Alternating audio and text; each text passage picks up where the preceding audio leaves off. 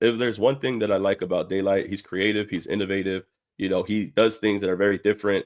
And instead of just putting the track list, I guess for this album that he has coming out, I'm assuming he has an album coming out. Not sure if the name is, but you can put it in the comments if you know the name of this album. But he has a track list 1, 2, 3, 4, 5, 6, all the way to 13 with a feature. And then he updated this list, I believe, a few times, at least twice at this point. And going back right here, you could see that he has this album with some more letters on here. And I think it's interesting. The reason why I talk about this today is because they say that the features is what's getting everybody's attention. You have produced by Boy, and then featuring D, and then featuring J, and then featuring K. And immediately, at first glance, you're like, oh, is that Drake and Boy Wonder? Is that J. Cole? Is that Kendrick Lamar? And some people have actually had thought about that in the comment section. This one person had said that it was produced by Boy Wonder featuring Drake, which that might be an obvious thing to see Boy Wonder as this right here, being a producer and all of that. Soldier Boy, which I thought was interesting. Nine Vicious, which I could see that being a nine. Justin Bieber, which I don't know. I don't know about that. Maybe DayLyt has that kind of pull. But Kendrick, produced by AI, Chat GPT. I think they're trolling right here. I think they're trolling with the Luther and Beyonce. That's I don't know. I don't know who this is. Y'all can tell me who that is in the comments. But people were saying, how are you gonna have Drake, J. Cole, and Kendrick on the track list? I think this one right here that somebody had put is a little bit more realistic. They said Boy Wonder featuring D1, which I could kind of see. D1 instead of Drake. Ninth Wonder, probably J. Cole and Kendrick. So could he have Kendrick on this track? I don't know. Possibly. I feel like he would definitely have J. Cole. I feel like J. Cole is definitely an option. And I'm going to say this right now because you have to remember DayLyt, I'm not sure about now or currently, but he's talked about having a relationship with J. Cole, Drake, and Kendrick Lamar. He's talked about the relationship that he's had with J. Cole and making music with him. On the battle side, he's talked about how Drake loves rap battles. He loves rap battle music and has always been a big supporter of him. Drake being a big supporter of DayLyt, and obviously Kendrick Lamar. So DayLyt has always been an artist to have a relationship with all three of these guys that are considered the big three. But I don't know if he has the pull to get all three of them on an album at the same time. I don't even think they would want that or allow that to happen. I don't think Drake and Kendrick. I don't think you'll ever see, and that's another topic for another discussion, right? I don't think I'll ever see Drake be featured on the same album as Kendrick Lamar.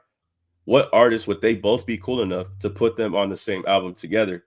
Will we ever see a Drake feature and Kendrick feature on another person's album ever moving forward in the future? I don't know. Y'all can tell me about that in the comments. But I think this list is more believable. It might not be Kendrick, but from any of these guys, I would believe J. Cole rather than Drake or Kendrick Lamar at this time.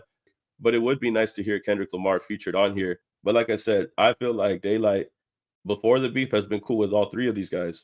And getting on the topic about features and if we'll ever see Drake feature on the same album as Kendrick Lamar or Kendrick Lamar feature on the same album as Drake from a whole other artist that has an album out, do you think that'll ever be a possibility? Because I don't. I feel like they wouldn't want to be on somebody's album if the other dude's on it. I wonder how that will work in the future, Like, are they going to ask, are you going to have Drake on there?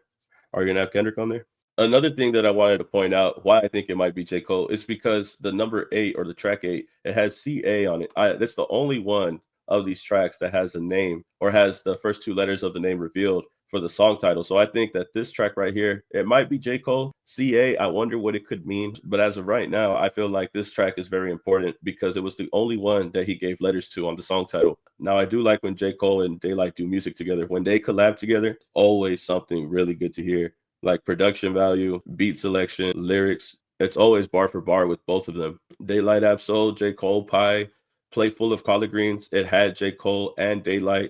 They actually had an Absol verse. I think I have a video where Absol actually was on Collard Greens, Plate Full of Collard Greens, and they had removed him also. Oh, and another thing, the person said SZA. I wonder if he could actually have SZA on here. It says S dot dot, but SZA and a DayLyt record will be big, bro. I think that could be a record that could be on the radio as well. I feel like if it's catchy enough or if it's that type of song that gets that radio play, like if it's that replay value, yeah, definitely the song that I could hear on the radio. If it's that type of vibe coming from DayLyt and the help of SZA, bro, it could be possible, bro. It could be possible. I would like to get a chance to hear DayLyt on the radio. I haven't heard DayLyt on the radio, at least not like where I'm at. And I don't really listen to the radio. But to know if DayLyt can make a song that breaks through and makes it on the radio, that'll be good, bro. That'll be good, honestly. I can't wait for that. I'm excited for that. But as far as this, bro, I think it's Boy Wonder and D1. I don't think it's Drake. I think this might be J. Cole. I don't know if this is going to be Kendrick or not. I'll be shocked if it is. But the reason why I like this so much is because instead of just giving us the song titles, instead of giving us who's the feature,